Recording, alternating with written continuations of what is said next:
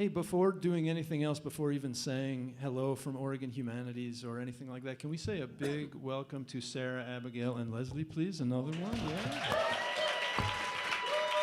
And to you. Well, no, we don't need. Okay. So, Okay. yeah, my name's Adam Davis. I'm with Oregon Humanities. This event this evening is part of a Consider This series, and the theme of this series is the people and the public. And the approach tonight is going to be through thinking about, you know, the obvious connection between watersheds and opera and that sort of thing. Mm-hmm. So that's what we're going to be thinking about. And I want to quickly say a very short thanks to the National Endowment for the Humanities, the Oregon Cultural Trust, Pacific West Bank, and the Standard for making events like these possible. Also a lot of individuals around the state, so I'm going to look towards people that might be watching from elsewhere and say thank you, and here as well. Thanks for coming out, thanks for being here. To help, oh yeah. Good. Just keeping you on your toes here in the gorge. I can't project very well, so that's good news. To help Sarah and Abigail and Lesley get a sense of the room, I want to ask you a few questions to answer with noise. If you used water today, could you make a little noise? Okay. Yeah. That's great noise over there. If you think of your life as having a significant part of it in or part of the public, could you make a little noise? And if you're participating in some way in a project that involves watershed, opera, that sort of thing, can you stand up? Yeah. If you're participating in this project at some of this, can you say thanks? There's a lot of them. Okay. David Hansen should be standing too. I want to make sure everyone stood up who's supposed to. Okay, thank you. All right. I think we're going to get to the opera shortly, and we're going to get to... We promise not to sing. Yeah, this is not the performance of it.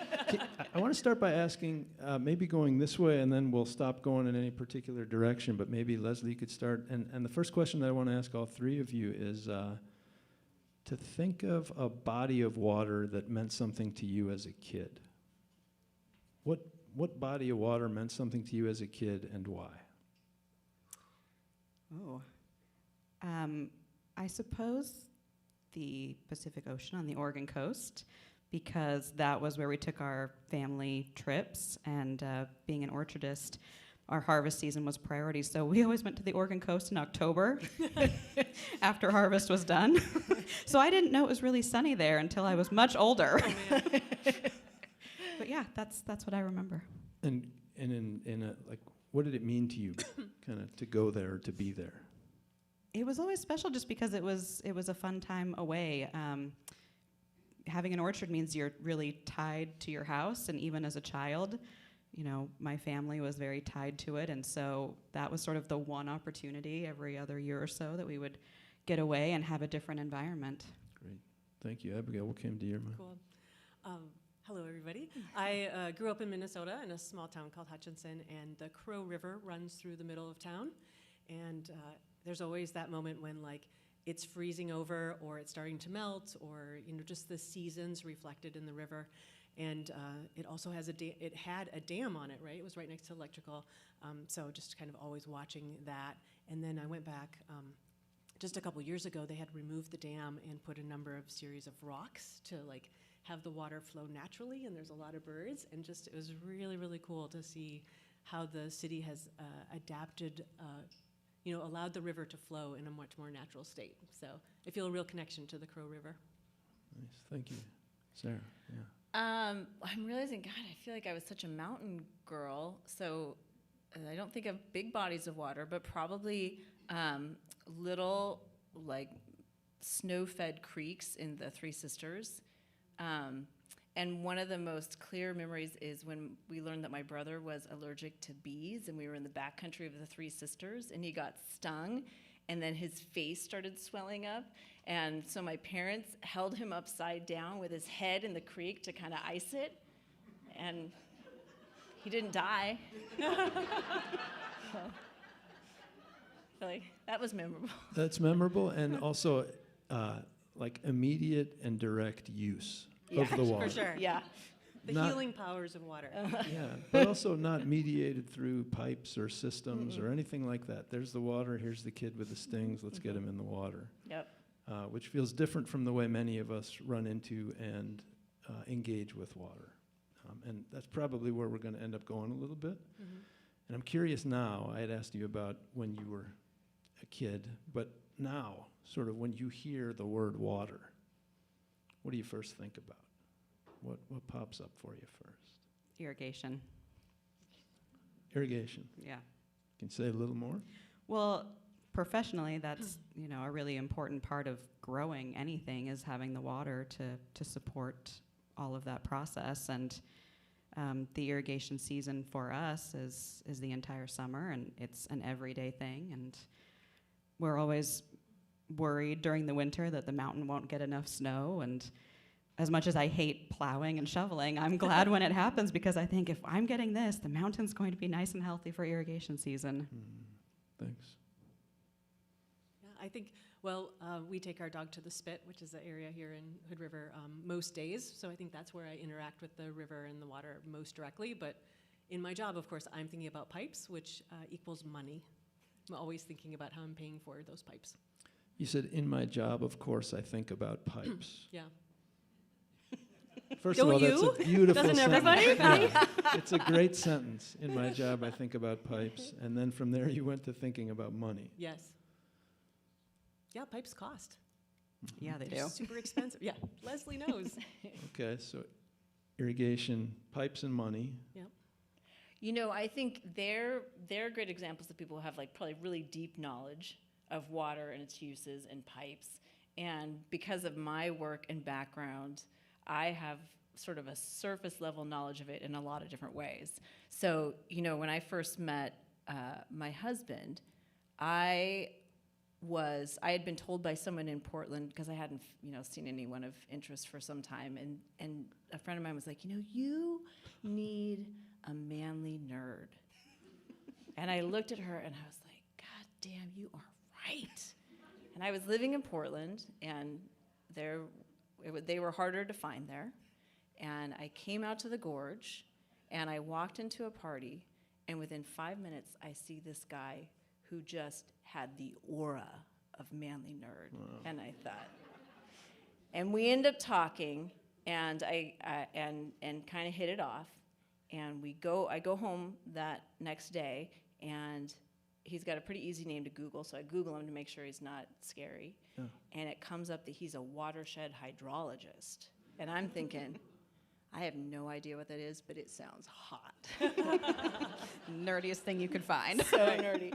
And I think for me, like that moment, had I known that was going to become me moving to the gorge, me in the first months of being here, seeing people throwing parties to celebrate a dam being taken out, and then to now see water affecting all the different people who I work with in my regular job or just as friends and family. Like, it means so many different little things now. I don't have this depth of knowledge that they have. First, it's fascinating to associate manly nerds with water. That's Yeah. just like a nice and unusual association. So thank you. He appreciates that Okay, too. good. And then towards the end of your comment, you said that water affects everybody. Mhm. And maybe, Abigail, we can go to you first on this one. You're working as a city manager. Right. Does water affect everybody? How does it affect everybody? Do we spend any time thinking about water? Absolutely. And I think of not only the decisions the elected officials make right now, but the decisions that were made 80 or 100 years ago about where were we going to get our water, and the decisions they made impact us now and how the city runs, and the fact that you can brush your teeth and turn on the tap, and that we had to make sure that could happen, right? And that your toilet flushes and your washing machine goes. All of that requires people and requires infrastructure and just all of those pieces. I love the invisibleness of it. I love being able to bring that forward and say, these things that we take for granted, they don't happen by accident. We plan for them, and people work on them, and they're everyday heroes. Like the fact that this functions so easily, I think, is really inspiring. So that the invisibleness is a good thing? Yeah, because, it's like when I turn on my car, right? I push the button and the car starts and I go places. If I had to think about how my car ran, I would never actually get out of the parking lot. So it needs to be invisible. But, Sarah's rock opera and other opportunities like this to like make that invisible visible so that we spend at least a minute thinking about it and putting resources toward it, I think that's really critical for our society. Like, we can't spend every minute of every day thinking about it. I mean, Lesley does when it comes to irrigation, but we can't spend every minute thinking about it, or we'd never be able to function. So finding that balance is an important piece. What does it mean to think about it for irrigation? Like, during a typical day, what are you thinking about water? Well, just to clarify, my entire life is not about irrigation. I feel like we lost the plot a bit there. Just so I don't come off any less cool. We've set a good standard for nerdishness of various kinds. All the orchardists are going to vote me down from ever speaking for them again. No, for us, like I said, water is critical for growing things, and for our season, it's part of what we're doing across the summer. We usually start in May and we finish before harvest, and we're thinking about it just from a functional perspective. Is the water coming into the filter at the right pressure? Is it going to all of the sprinklers we need it to go to? Are they all turning and rotating at the right speed to keep the water going? Are we keeping our system maintained so that we're using less water? That's been a big one, water conservation, of course. And so we're always looking at ways that we can use less water to continue to grow quality fruit. And I'm going to ask a series of naive questions probably, but you're using less water, why? Well, the entire goal is to use as little as we have to still get the right final product. And, as I said, our water's coming off the mountain, so it's all about how much snow is up there, and as it melts during the year, how much we have access to it. And we want to make sure that on the years that we don't have a lot of snow up there, that we can still get by with a smaller amount. And on the years we have more snow, we don't want to waste the water we have. That can be diverted out to the rivers and streams, and it can be just as useful there. So our goal is to use it wisely and have as little impact on those natural resources as we can. Okay, yeah, and the reason I asked the follow-up was it seems like there could be many reasons to try to use less water. Some of them might have more other folks or other systems in mind than like keeping costs down or something like that.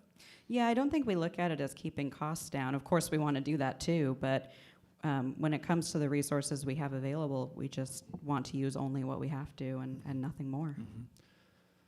So pipes, irrigation, opera. Yeah. Okay. You were going Only Sarah Fox could make the Right. connection. So will you help us see that connection? How do you go from pipes, money, irrigation, pears to let's do something together as a community that takes the shape of a rock opera? Yeah. So I, a couple, 3 or 4 years ago, was thinking a couple things. One is I'm always trying to figure out how can I help in my role, amplify the stories that we should be hearing or make them more fun or more interesting. And I am also just a really curious person. And I was actually at a book club meeting, and a new woman who had I'm not met before, was sitting across from me, and I, introduced myself, and she said who she was, and then another gal next to her said, oh, well, she is the former Hood River city manager.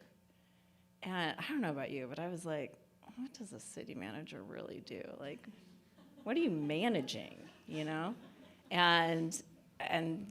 So I asked her, what is it what do you do? And she said a very long list of things, of which you could repeat, I'm sure, of it's this, and it's this, and it's this, and it's this, and it's this. And I'm kind of a civics dork. I get really excited. But for me to get excited, it's because I want other people to get excited. And so she hadn't really given me, like, the thing that I could really latch onto. And I was like, yeah, but what is it? Like in your role, what's the thing that all cities need to, like, run? What's the most important thing?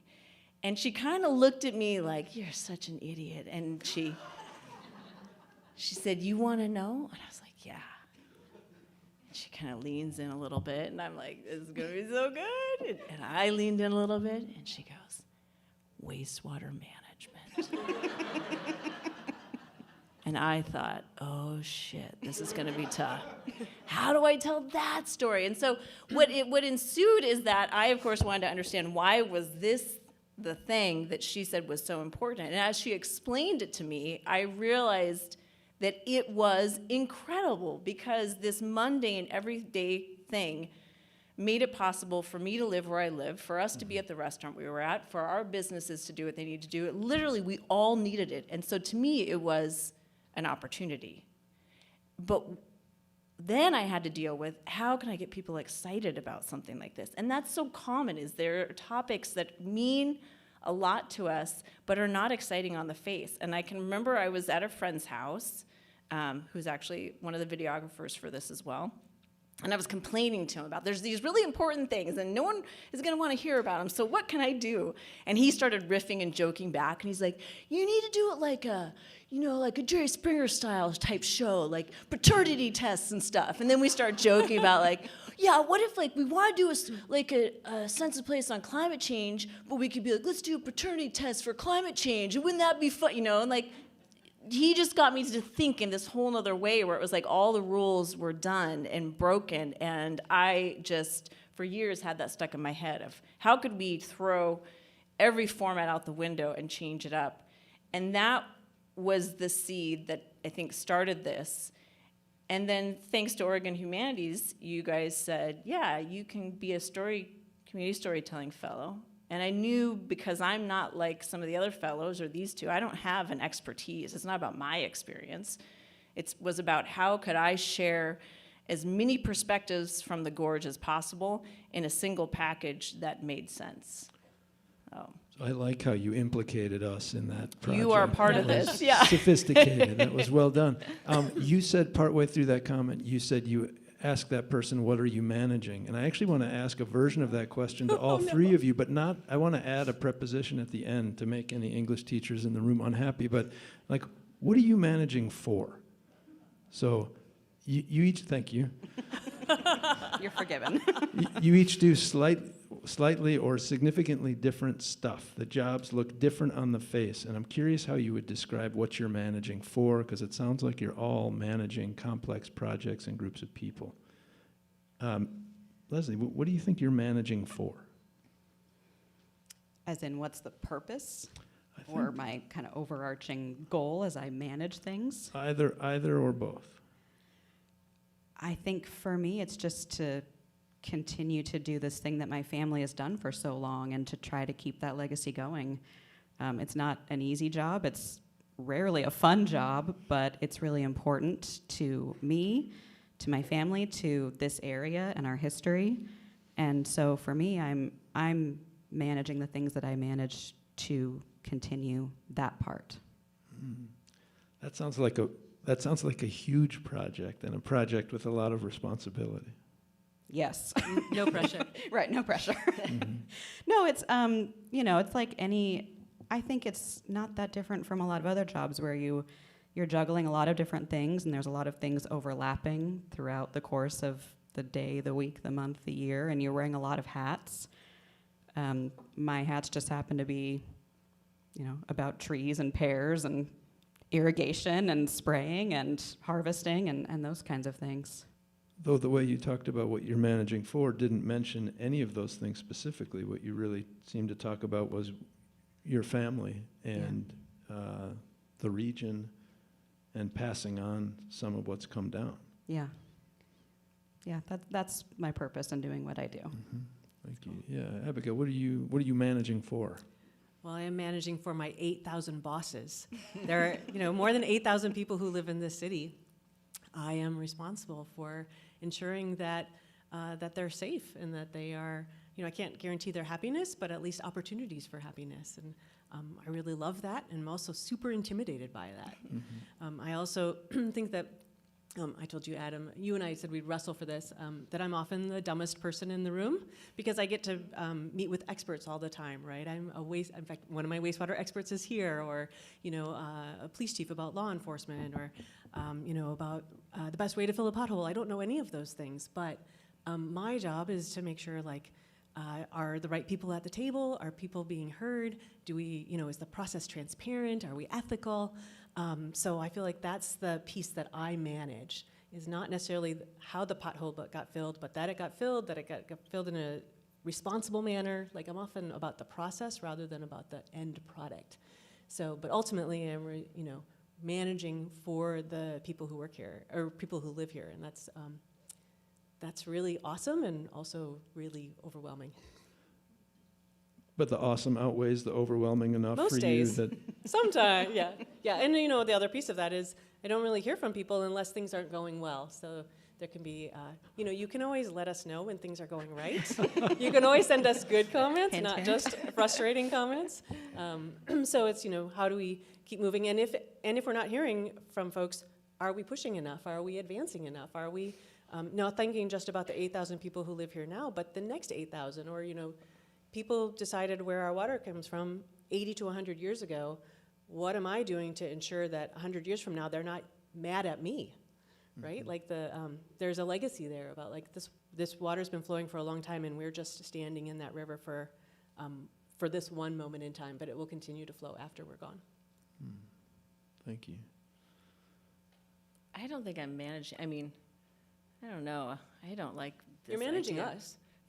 I'm not doing a very good job of it, I'll tell you that.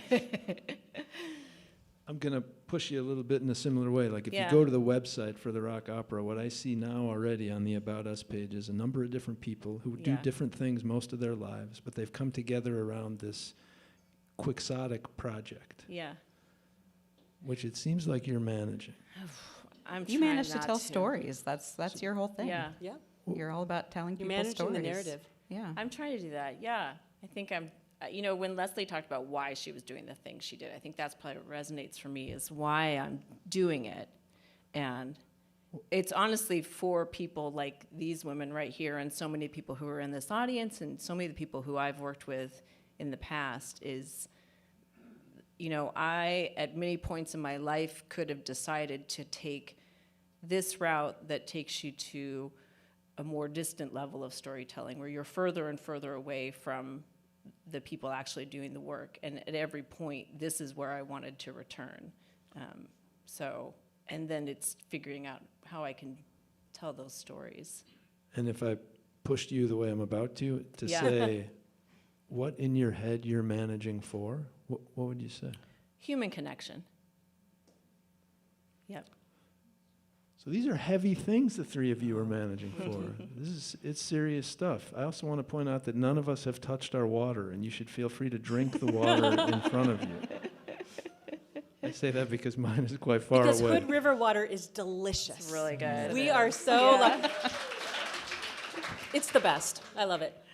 So I think you all talked a lot, and the words only come up a little bit, but about responsibility, feeling a strong sense of responsibility. And in reading bios and in starting to get to know you, I've noticed, for example, that Lesley, you were a public school teacher, and Abigail, you were a public librarian, and Sarah, you do public media. You have done public media for a long time, on and off. And what's the public for you? Why this public stuff? Like, what is it, and why does it draw you towards it? Don't look at me.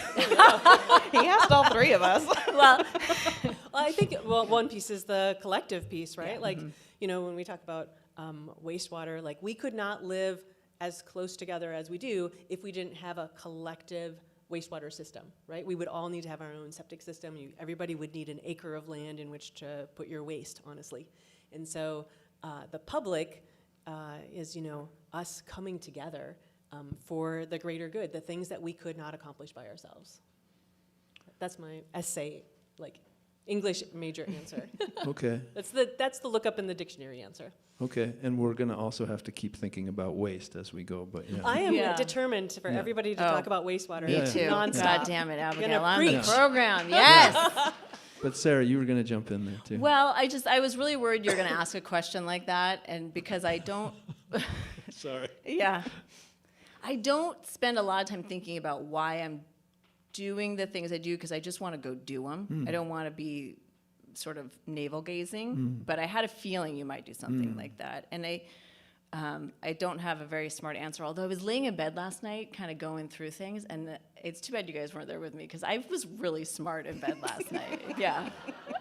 But today, I don't feel as smart. What I can say, though, is when I came to, at the time, public broadcasting, which was a huge turning point in my life, I call it my sad, bad time.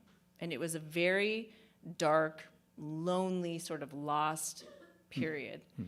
And I remember just thinking, I have this thing inside of me and I want to put this energy into something and I just need to find something I believed in. And there was not a lot that I believed in because I have certain standards or values. And I remember hearing public broadcasting at the time and thinking, I think I could believe in that because they were telling the stories of everyday people, which is who I cared about. And that, snowballed into more and more work in that world, and it always made the most sense to me, is I didn't care about if it bleeds, it leads. I didn't care about superstars. I cared about the people who are going about their work and doing these amazing things that are often invisible, but allow us all to be together. And then increasingly, as I've watched that become challenged with the onset of 24-hour news cycles and media and phones, and I've watched people separate and those opportunities for human connection disappear, my drive and ambition to do things like this has become even stronger because that's a fundamental thing that I want to change in the world. So, Yeah, I think both of you touch on my response as well, which, Abigail, you talked about, working together. And I think collaboration is a huge piece of the things that I've done professionally. That's part of the reason I love teaching, is it was a collaboration among a whole team of people coming together for our common goal to provide quality education.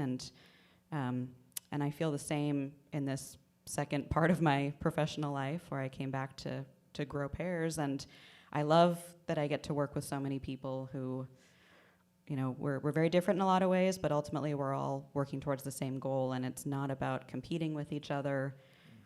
It's just about working together to make sure we're all still able to stay in business in 5, 10, 15 years, because it's not looking great for us as an industry. And I think, kind of what Sarah said too, for me, it also is sort of about finding something I can be passionate about and I can utilize my skills towards.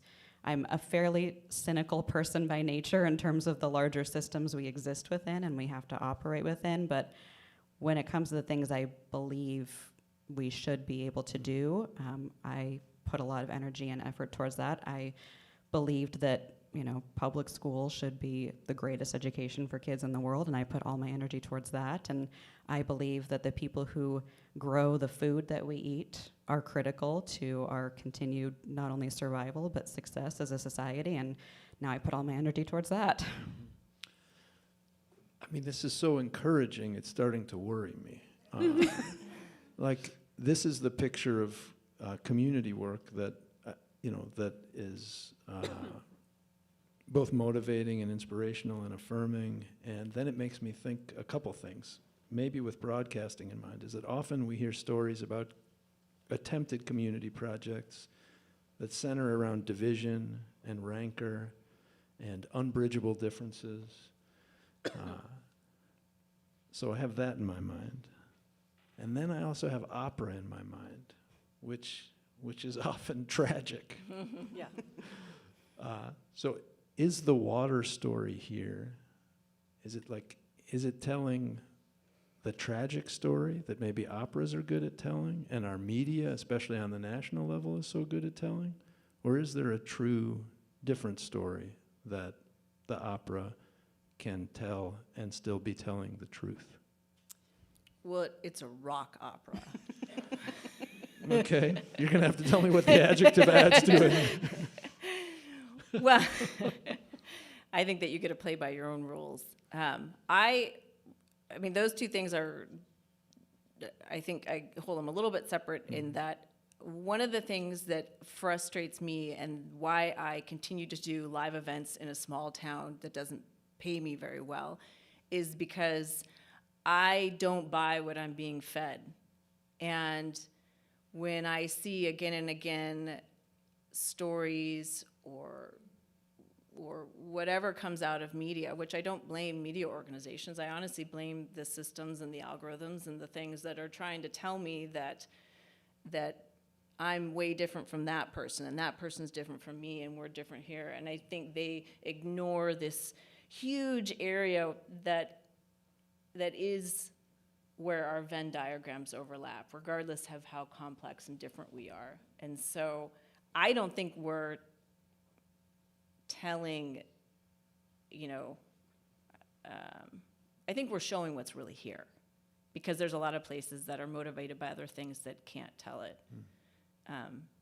And the opera, rock opera, as with all of these things, is an opportunity to share the highs and the lows that are part of what make it also beautiful, I think.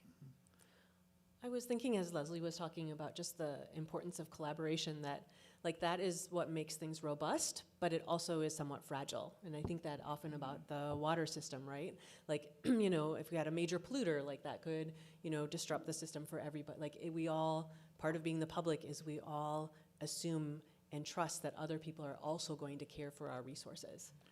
So I think that like with an opera, this could be a happy ending or it could be a tragic ending depending on how we all treat each other. You said that so much better than me. Thank you. No, the ending is yet to be told, right? Like you guys are both. I mean, both of these women have kindly written letters of support of me and sense of place, and they see it so much more. I know what I need to do, and I feel it in my gut, but I don't necessarily know how to talk about it. So.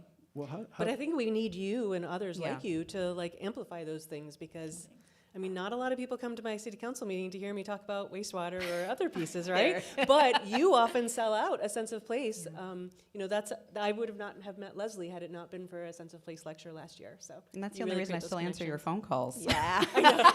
I've been saying all night, I don't know why I answer your phone calls anymore. I should have ghosted you a long time ago, because every time you call me, it's to ask me to do something that is the stuff of my nightmarish fever dreams. But I still answer, and I know it's because what I learned about Sarah, working with her for a sense of place, is that she's always going to approach things without assumptions. She is an eternally curious person who just wants to hear from the people who know, and she wants to find ways to put those people in front of others that might not have had the opportunity to hear it. There are not a lot of people, interestingly, in this area, because Hood River has changed so much, even though we're heavy to agriculture, and historically it's a really important part of the gorge. It's changed a lot, and a lot of the people that live here now, we're not much more than a nuisance to some of them, with our sprayers and our frost fans running at night that sound like airplanes landing. I don't blame you for that, by the way. They're super loud. I don't know. It helps me sleep. I don't good wake white up noise. to them because I have grown up with them, so I have to have a system on my cell phone that dings. But that's the thing I learned, is that Sarah's always trying to forge those connections. She's trying to find the ways that we overlap. And even if we don't overlap, we can at least see that side and understand. And the fact that people left that night from a sense of place knowing maybe 5 more things about what it takes to grow pears than they did when they arrived, that matters to me. And I think people want that. I mean, I talk and hear from so many different people, from so many different walks of life, who you would never think would cross paths, or who you would think have totally different worldviews. And when I'm alone in their house listening to them talk, they want those opportunities for connection, and they just don't always know how to get it. And when they have a chance, or they see the door open a little bit, they take it. So can I go to the city manager on the stage and ask about that? Like, you talked about, you sort of encouraged us to think about sharing the positive responses too. Yeah. I mean, your job must place you in the line of lots of negative responses.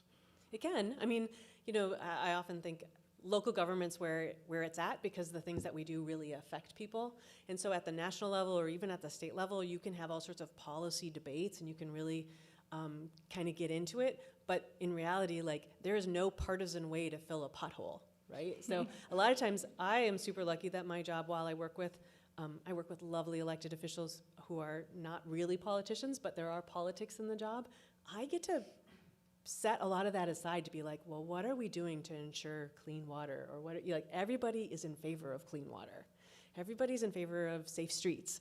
So I'm super lucky that because I'm dealing on like where the rubber hits the road, I get to sidestep a lot of the division and the politics and find that spot of common agreement. Mm-hmm. Most days. Okay. It sounds very sunny. Always. Yeah.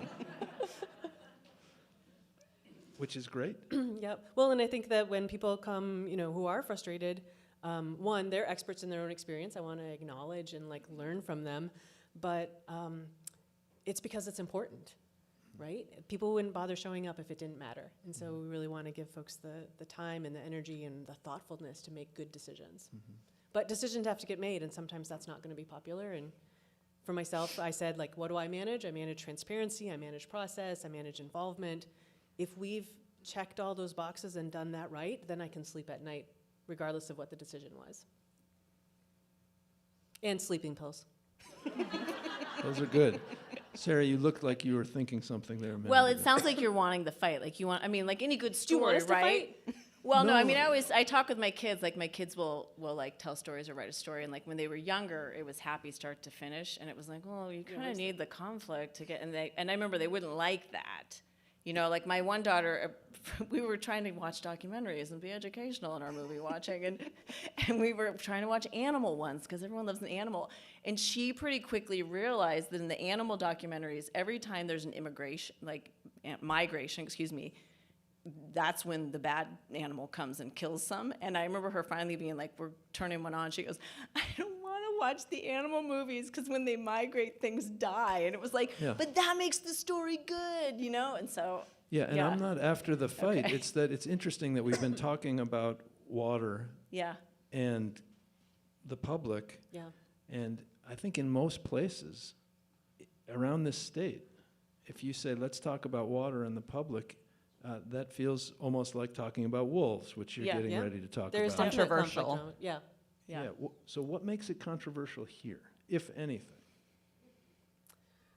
I think there's a lot of uses and a lot of values that go with water, right? What we want to, like, we can all agree we want clean water and we want water for fish, but we also need water for irrigation and we need water for drinking and we need, we have a really complicated legal system for water rights. We pay a water attorney a lot of money to like defend or investigate the city's water rights, right? Because I'm not only just drinking water for now, but like, again, the city 100 years from now. That's a conflict piece, but it happens so slowly and it happens so legalistically that it's hard to, I don't know, it's hard for me as a bureaucrat to get like super like jazzed about it until I go to a sense of place and I hear, a tribal member talk about, the lamprey and how that's working or the sturgeon talk. And then I'm like, oh yeah, the decisions we're making about water are impacting others. So yeah, water rights and how we use water is a really, really big deal. I think one of the things that could be confusing is that I didn't call it the Watershed Rock Opera. I'm based on the watershed because I wanted to talk about water. I don't. Great. Water is the through line. And one of the things that I have discovered is, and it's the origin story of Sense of Place, is Sense of Place, when it began, what they were finding is, you'd have a conflict in the community. I think at the time it was windmills, and what people want to help. And so they say, okay, this is a challenging thing, let's come together and talk about it. And what the founder, Amanda Lawrence, was finding was people would walk in and they would have their opinion, and they would listen to people talk, and they would walk out, and they would have the exact same opinion. Nothing was changing. And so what happened then was, how can we shift things and instead find some common ground that we start from and move from there? And I think what Abigail just pointed out is, sure, we heard about water when we learned about lamprey, and we hear about water when we hear from an orchardist, but that's not where we're beginning. And I think having that time together to start from the places that we have things in common before we get to the places where we have things different. And right now there's more of a culture, it feels like, of starting from our differences and then trying to get to our commonalities. And that is a really hard way to work. And so I think in the case of the Watershed Rock Opera, the Watershed was just a tool. That was the tool that I could use that would let me make sense of telling the story of a tribal creation story, a wildlife biologist, a pear orchardist, wastewater management, and this river that connects us all. Lesley, thinking anything in response to these last two comments? No, I was just thinking about what Sarah was saying and how this area, and also what Abigail said about the various uses in this area for water. There's so many different uses, and it comes down to, how do they get prioritized? And that's where that push-pull comes in, and I like to think we all share that goal of trying to figure out how to use the water in ways that everybody can get what they need. But there's a bit of a conflict there sometimes. It comes up. It's always going to happen. But because water is so critical and it's used in so many various ways, it does make sense that is the through line that started this whole thing with Sarah, because it's really telling the story of this region more than water itself. It's the story of this region, and because water is used in so many different ways and by so many different groups, that's how she's able to tell so many different stories collected as one. Well, and I think when you look at these controversial topics, and natural resources are obviously, crucial to the gorge. One of the things that I think is really important is, I don't want people leaving thinking about, orchards in general or wastewater in general. I want them thinking about Lesley and Abigail. When we had a panel where we talked about timber on public lands, and we had 4 people, 2 of which had definitely sued each other. And the goal for me wasn't to have them fight. It was so that for someone who showed up because they were, anti-cutting trees, they could see what the face of the Forest Service looked like. And that's your neighbor. I mean, that's the real gift of living in a place like this, is I have to have a certain amount of grace with my storytelling and sharing, because that person's going to be in the grocery store with me tomorrow, or their kid's going to be on my volleyball team. And so I can't just run around, pistols blazing. I have to have respect for people. And my hope is always, in whatever the topic is, if I can help you see the person, and you take 1 second longer before you jot a letter to an editor about the damn sprayers, or, only say negative things about the city manager, then maybe in this one little spot, in this one little corner of the world, we can make things a little bit better. That's how progress is made, is one tiny, tiny step at a time. That's right. Yeah. In really cute shoes. Adorable. Sorry, I'm not helping with that. But also one rock opera at a time, it sounds like. Why are you guys doing this? Why are you involved with a rock opera? What was the approach like, and how did you decide to go, okay, I'm going to get involved with this way of building towards community connection? Because it is an unusual way. Well, I think Sarah kind of tricked me into it a step at a time, personally. First, it was a phone call where she said, "Oh, I'm Sarah Fox, and this is what I do, and I want you to come and talk about growing pears at this lecture series." And I went, "I don't want to do that."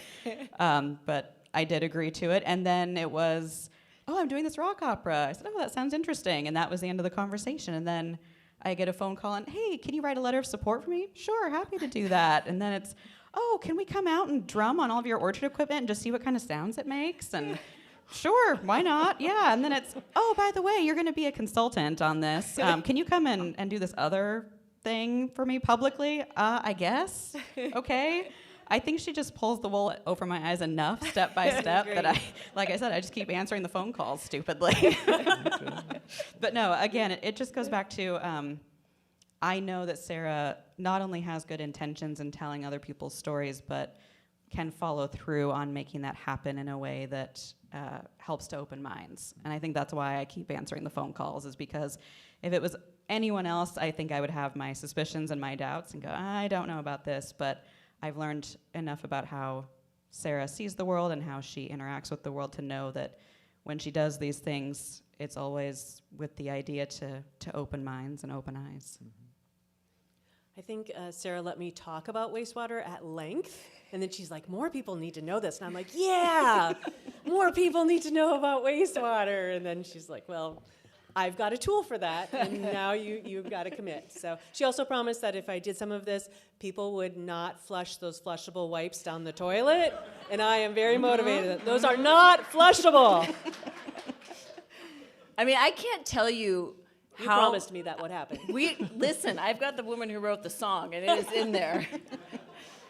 I can't tell you how much joy it brings me to be CC'd on an email from our city manager to the people who do way more important work than me at the wastewater management plant. I mean, multiple people are on this email, and I see her trying to explain to them, we have some people that want to come do a tour to do research for a rock opera, parentheses, that's right, a rock opera. And I'm like, this is exactly what I want. This is everything. Mm-hmm. I had to call someone at my packing house earlier today to talk to him about getting a bin for Sarah to use, a fruit bin. And I texted him first, and he called me, and I said, yeah, it's better that you called me. I can't do this over text. I need to explain the whole background. And then I did. He goes, okay, I get it now. He goes, your text was weird. I said, I know. It said rock opera. That alone probably made you call. Sarah, what's been the most challenging part, or one of the most challenging things about getting this thing moving? Well, gosh. There's been a lot. You know, this is probably, there's a lot of people relying on me, that responsibility piece, and I don't want to let anyone down, and I don't like people telling me what to do, and so I don't like telling people what to do, and so I try to guide or lead or share my vision in a way that feels like I'm not being a bossy pants, because I don't want to do that. There's definitely been a couple moments of head down on the desk. I mean, I at one point early on was talking with my husband, who just, because he knows me and he knows how I think and he knows sense of place, he's one of the few sounding boards who knows all these pieces. And when he said, is there any way you can move the date a little bit later so you have more time? And that makes your heart sink when someone you know, he's come around, like we're cool. I think the other like hard part, but honestly one of the most amazing parts, is that there are so many pieces that I can't do, not just because of time, but because I don't have the capacity. Like when I watch, I joke because we're starting to have meetings now where our composer and our performers are meeting to talk through some of the specifics. And I, for the first time, have really seen that this little thing I had has fledged, and it is out of my hands. And when I hear them fucking having these inside jokes over we could do a B flat, and then it could be a C shanty, but I was thinking it could be like a Spice Girls style here, and they're referencing things and speaking languages that I can barely grasp. That is scary because it's out of my control. And it's also just the greatest gift that, you know, when I received I was trying to write an article for the Oregon Humanities Magazine. Comes out next week, you guys. It's free to all Oregonians, is that right? This is true. Okay. We can talk more about that later. Okay, Yeah. so I was writing this article. Thank you, Karina, for your help. And I was at the last paragraph, and it was like, oh, what I had written was just crap. It was like, little wrap it up, and isn't this ooey gooey, blah, blah, blah. It just felt so horrible and not like true to me. And so I'm stressing over it because I'm already late on the deadline, and thank you again, Karina. And I get a text from our composer, And I open it up, and there's nothing in it but just a voice memo. And I was like, okay, so I push play. And you need to know, our composer, like where I'm like, bleh, he's more introverted and calm, at least from what he shows me. And so I push play on this song, on this voice memo, and it's just quiet and kind of a little shuffling, and you can hear the phone get set down. And all of a sudden, da, da, da, da, I hear this piano starting, and I can just tell he's pounding it. And then he breaks loose in this falsetto, perfectly on tune song, and he goes, "It started with a wife," and he just starts to and he continues to sing far better than me this idea of the chorus for the wastewater song, and he's pounding the piano and he's singing it. And in that moment, I can't help but think of, I don't know how it's going to turn out in April, but a while back I had an idea, and along the way I got to meet Abigail, and I got to meet our former city manager, and I got to go down to a wastewater treatment plant and meet Louis Hooks, who's from Iceland, who keeps us all healthy. And it's trickled somehow into this composer's mind and this local performer's lyrics. And it, in that moment, was everything I could have ever wanted. It was all these people now connected, who were always connected, whether they knew it or not. Mm-hmm. And it showed up in that voice memo. I've heard that voice memo. It's awesome. If nothing else, people will come away knowing not to flush those damn wipes. Yeah. Amen. My work here is done. Yeah. We're gonna change the lighting in here in a minute, and we're gonna invite questions from you all, and possibly in the form of songs. I don't know. I guess we'll see how you ask your questions. And Sarah, you just talked about wrapping things like that last paragraph that you didn't want to make it, gooey or anything like that. I do want to ask you, I think you've all talked about this in some way, but I want to ask explicitly about a hope or two, and maybe even one that you haven't named before, like an outsized hope with this project that you're working on together. And then we'll change the lights, and there's a mic that we'll pass around. But an outsized hope or two related to this project. I think one thing I immediately think of is I hope that people will be proud of these invisible systems, of the investments that have come before, of the investments that we're putting in it now, the legacy that we're leaving for the future. I think that folks in Hood River should be super proud of the work that you've done and the resources you've committed, and just the pride and care that we take care of our community. I think I hope that it will spark people's curiosity a bit. Like Abigail said, a lot of these systems that exist around us, we don't have to think about. They're convenient, they just happen. We turn on our faucet, the water comes out. There's barely any thought to it. But if it can spark just a little curiosity about the things that other people are doing to make those conveniences happen, that's what I hope people take from it. I was thinking today about how so often in moments of real stress, particularly in work, I return to thinking of specific people I've met over my career. Like, I found real peace. Like, I may be messing everything else up, but one day I got to sit in Terry Brigham's house and hear her share something. And for me, that is what it's all about. And so, at the root of this project that is silly in so many ways, purposefully, there is a very deep, deep core mission of mine in this creating connection points and showing how we are so much more the same than different. And so my hope would be, if I could be so bold, is that people see themselves in the folks that are a part of this and feel those connections and those overlaps a little bit more after it. And they don't flush their wipes. All right. So as we go to questions from you, can we all just say a big thanks, an initial thanks? Well, thanks, To Adam. Sarah, Abigail, and Lesley. Yeah.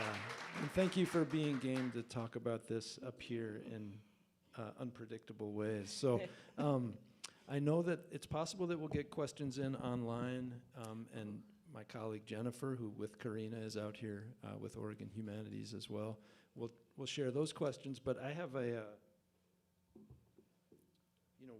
microphone, which I'm going to try to turn on, and would you raise your hand if you want to ask something, and maybe start with your name. And Adam, while you're doing that, can I make a Please, comment? 'cause I can't So figure it for the out. folks here in the audience, at the table, I think Lesley has some books about living among orchards. It's a great resource if you haven't got a copy of that. And then we brought some, they're blue can tops, and this is my favorite phrase, freeze the grease, save the drain. Everybody say it. Freeze the grease, save the drain. So this is if you are cooking and you have grease, you put it into a can. You put this lid on top, take that with you today, and then you put it in the freezer, and then when it's frozen and you're ready for trash day, you throw that in the trash. Don't put the grease down the drain. So if you're here, take some of those with you. And if you're online or whatever, look for something like that. But please, freeze the grease and save the drain. I was so excited when Abigail said she was going to bring those, because I finally met someone who's as passionate about not putting grease down the drain as I am. As somebody, we had a long talk about we that had a in long the talk green about it room. backstage. As somebody who has labor housing for my employees who live on farm, half of my orientation when they move into my housing is no grease down the drain. I will have Roto-Rooter here every other week otherwise. And we should have, there is a table out there with other stuff, and I'll say something about Oregon Humanities, including the magazine that comes out next week, which includes a piece by Sarah. But want to make sure there's lots of time for questions. Great, here's.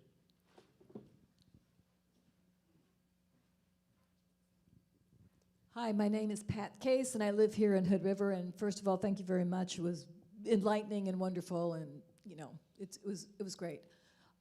What I want to know is, what exactly is this rock opera? And is it a video? Is it a performance? Is it what is it, and when is it going to be?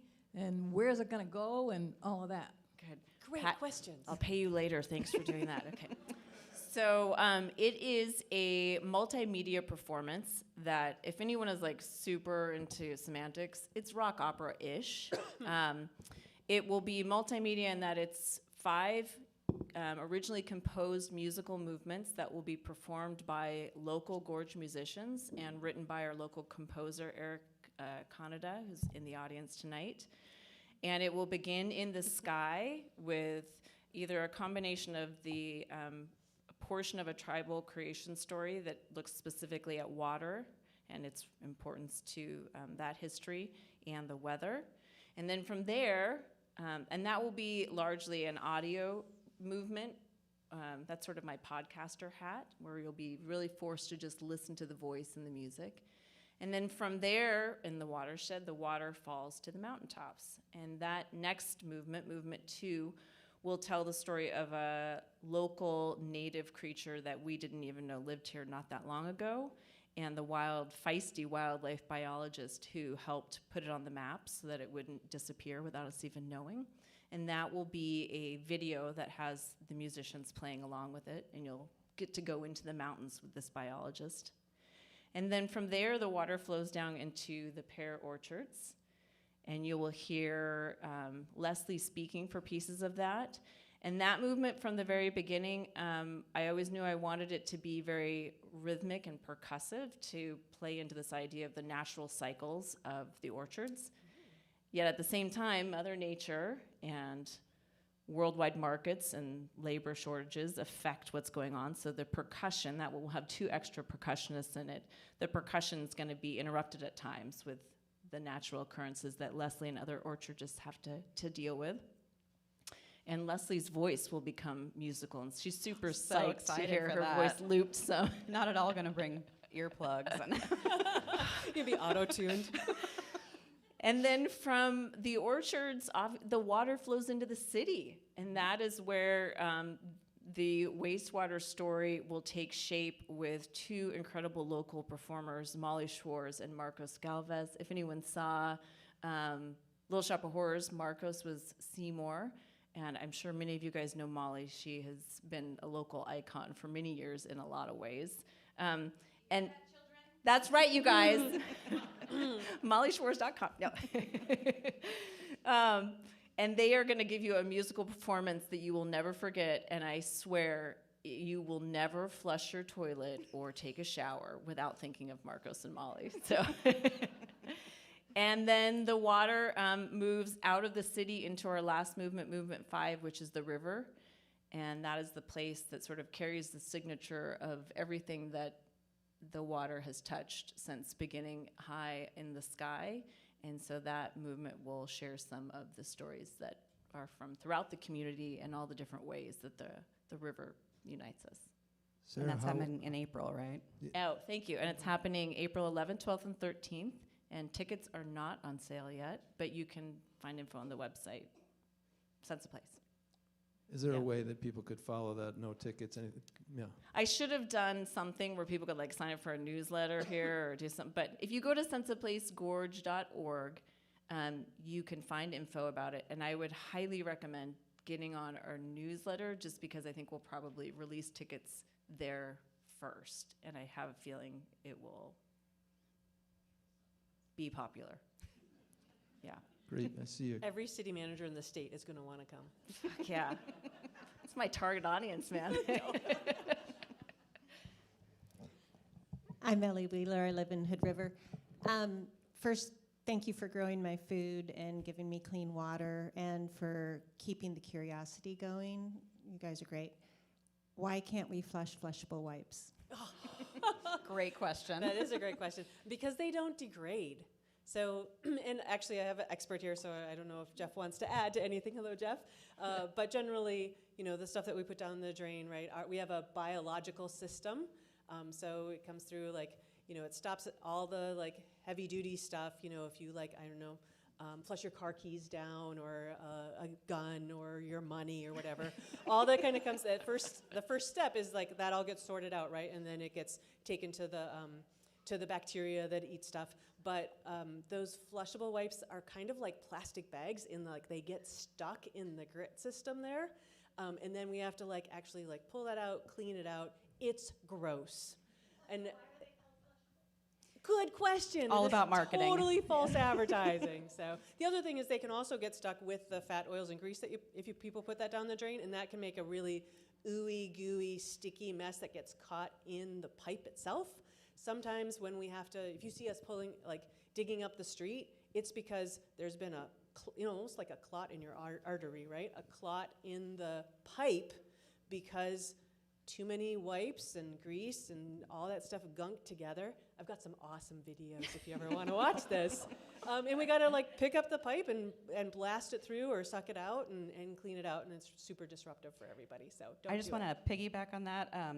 This is also a separate PSA for anyone's on the septic system. Oh, I Don't heard use this. liquid fabric softener because it coats the inside of the pipes and your drain field and it plugs them up, so you have to replace the entire drain field.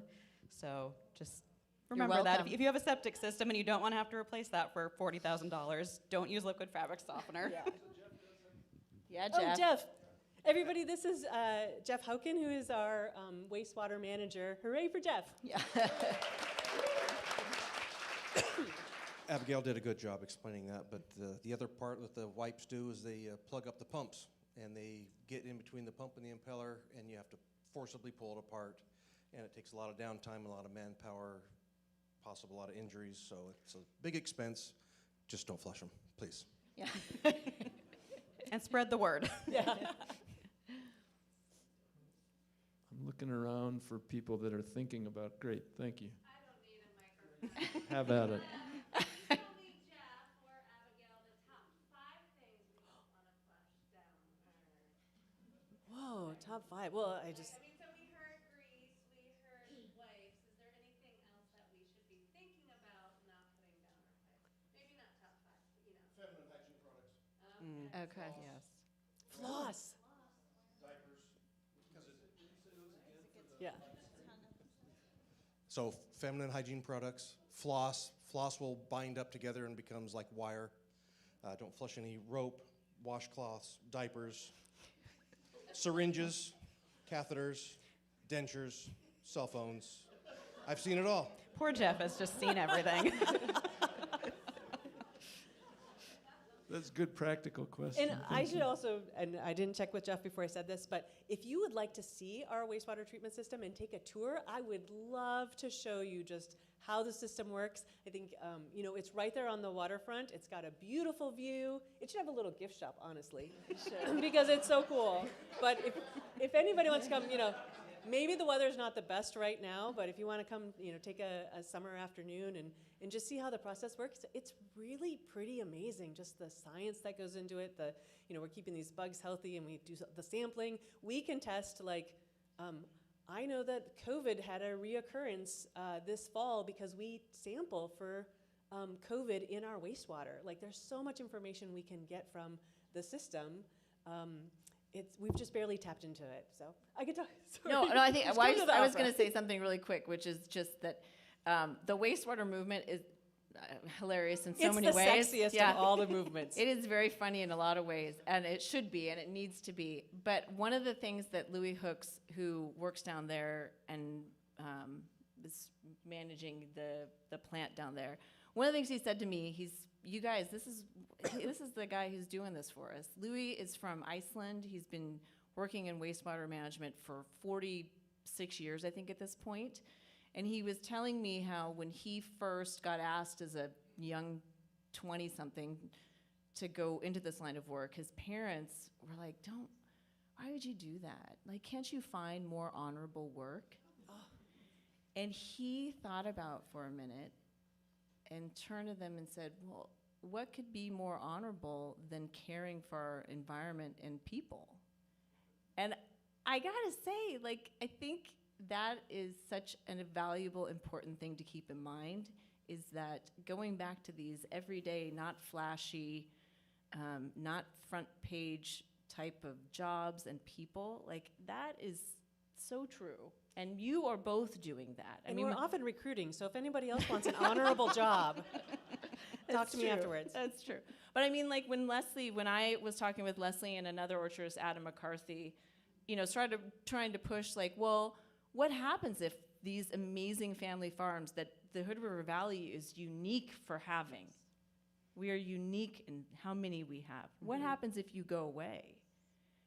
And she said, well, other people, we have to grow food. But it's not going to now be families that have been here for 4 generations that know what the little microclimates are and know that your neighbor's going to not like the spray and how you're going to deal with it. It's going to be bigger businesses and people that are not connected to this place and the people the way Lesley is, or the way Abigail is, or the way Louis Hooks is. And to me, that is just, it's not fancy, and that kind of stuff doesn't make headlines, but that for me is what it's all about. Well, thanks. Well, I want to know what you are. Oh, yeah, I'm John. What are you cutting out of the rock opera? What beautiful stories about wastewater and other stuff are you not going to include? That's a good What's question. the sequel going to include? Right. Well, I will say, since you guys asked, I have for a while been wanting to do a sexy civics show, and I don't know what that will look like, but I will say there could be a lot more of that. I went to a city hall meeting the other day, and just the material was overwhelming. So There's no shortage of ideas for Sarah to find avenues to share. yeah.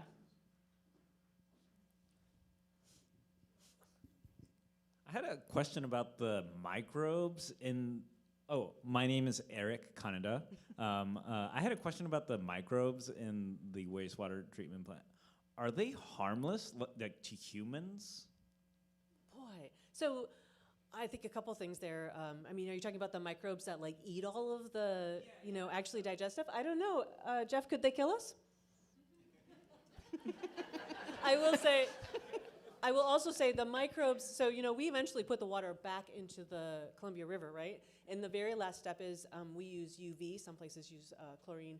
That disables the organisms, right? So they can't reproduce or anything. So the water that we put back into the river, and we do put it back in the Columbia River, we have a pipe called the outfall. It goes way into the river. That water is cleaner than the river itself. We're actually kind of healing the river through our wastewater system. But the aeration pools, what's the story of those bugs? Yeah, so a wastewater plant is basically a bug farm. So we're cultivating microbiological products just to eat down or break down the waste product. A lot of them are harmful. There's cholera, dysentery, typhoid in the waste stream. With the UV disinfection, we're able to kill off most of those and put an acceptable amount into the river to make sure that our water is clean. But as we work in this every day, we have our own personal protection, that we wear gloves and glasses to make sure that we don't get contaminated.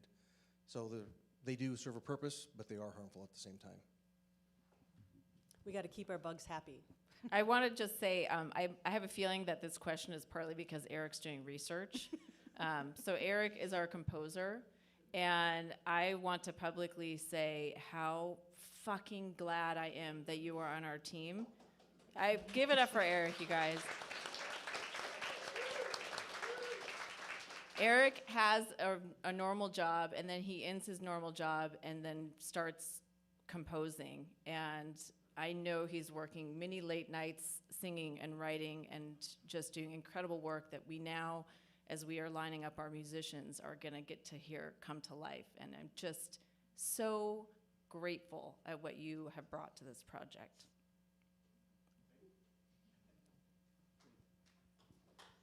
Maybe we'll do just a couple more questions. So yeah. This is so great for me to meet some of my 8,000 bosses.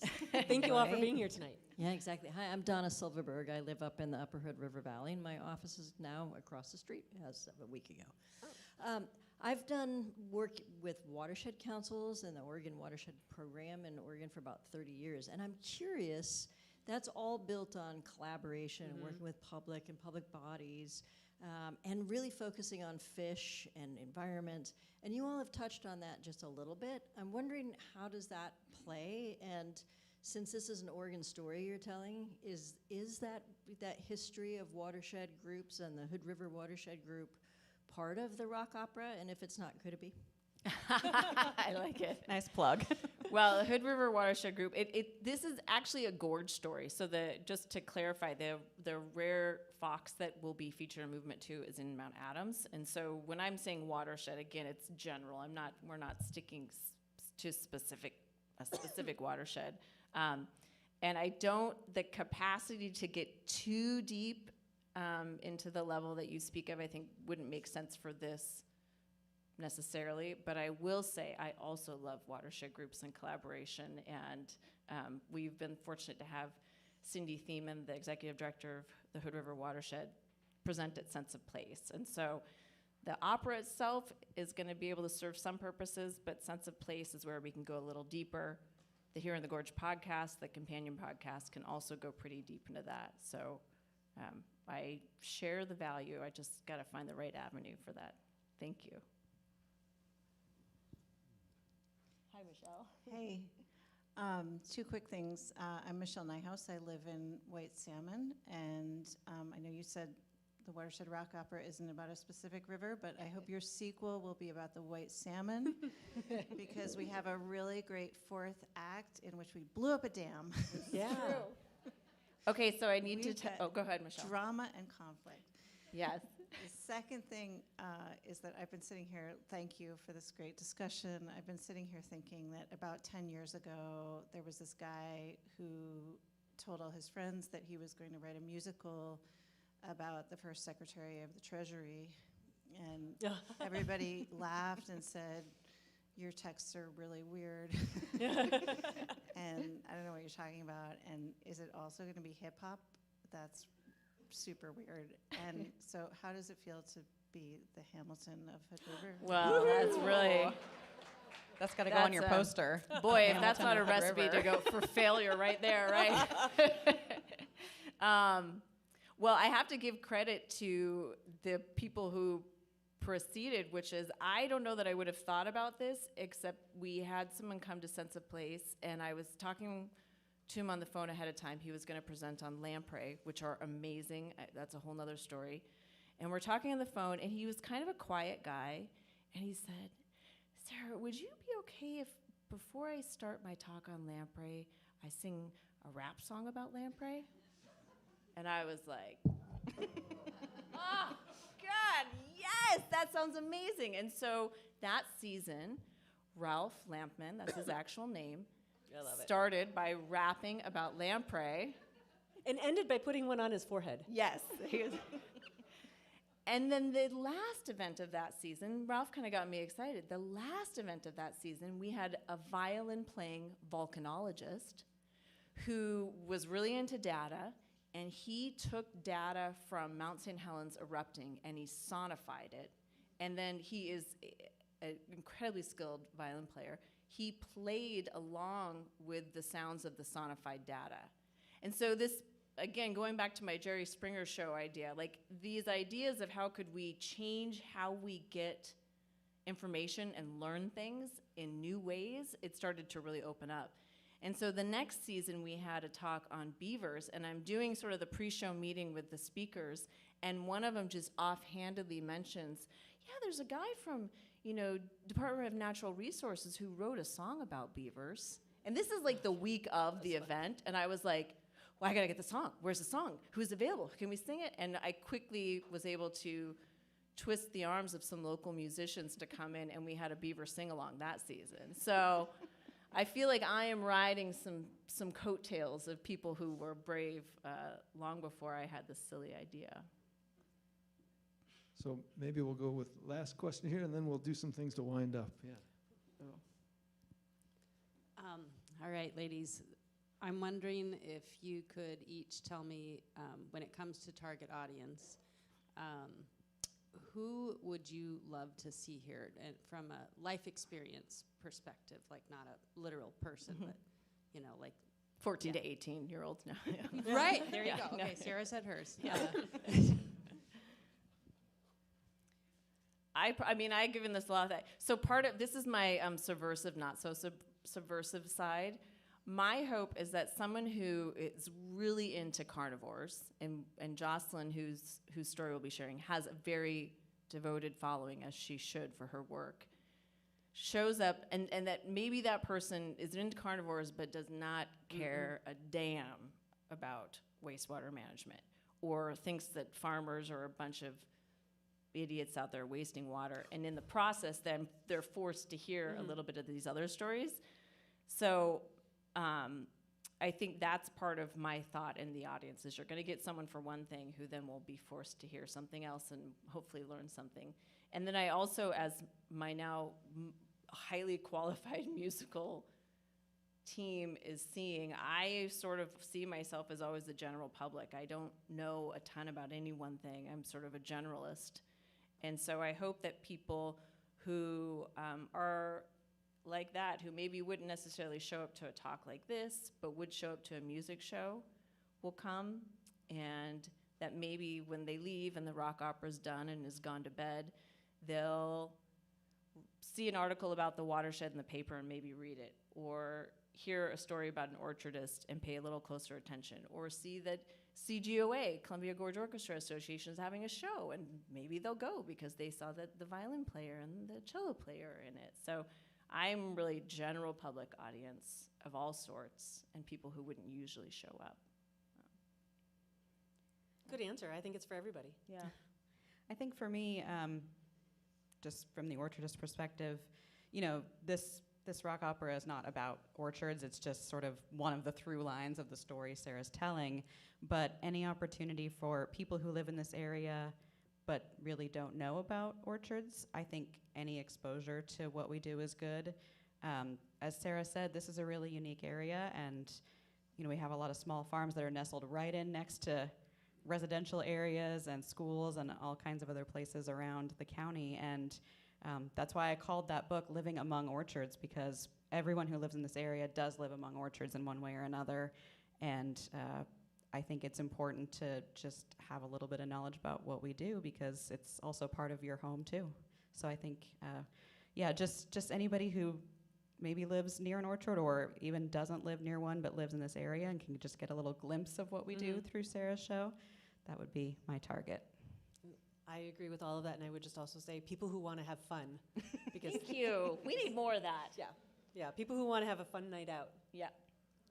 So before saying another thanks to you three, and before maybe talking more with each other in the lobby, couple last sort of announcement-y things. One is that this program in partnership with Sarah and the Columbia Center for the Arts, put on by Oregon Humanities. We're going to ask you, we'd like to ask you what other kinds of topics or programs you'd like to have more of out here. So we'll try to follow up with you in the next few days, and we'd love for you to give us feedback. If you haven't shared your contact info, you could connect with our program director, Jennifer Alkazwini, or Karina Brisky, or me, and we could just exchange contact information that way. I also wanted to say, as part of this series on the people and the public, Ben Rhodes, who has a recent book called After the Fall and who worked in the Obama administration, national security and international politics, is going to be in Portland on January 29th, and we also stream those. He should be really interesting, and we've got a number of folks coming in, and we hope, we haven't booked yet, so I won't use the person's name, but I will tell you that we are close to having someone who is from Oregon and who has been in DC and would have really interesting things to say about public land management. We're hoping to have that person here in Eastern Oregon in April, and we'd love to share that opportunity with you. We also have the most recent Oregon Poet Laureate, Anis Mojgani, who is going to be doing a live podcast event in Portland and streamed on poetry and politics, which is a little bit like rock opera and wastewater. I like it. And then that'll be both streamed and available on our podcast, The Detour. We'd love for you to ask us questions about Oregon Humanities or get our magazine. Please have your eye out for next week's issue on the theme Currents, which includes Sarah's piece. And I just want to say a thanks to the Columbia Center for the Arts, to all of you for being out here, and again, Sarah, Abigail, Lesley, thanks very much for bringing you so for much coming together. out. Thank you, Adam. Thanks, Adam.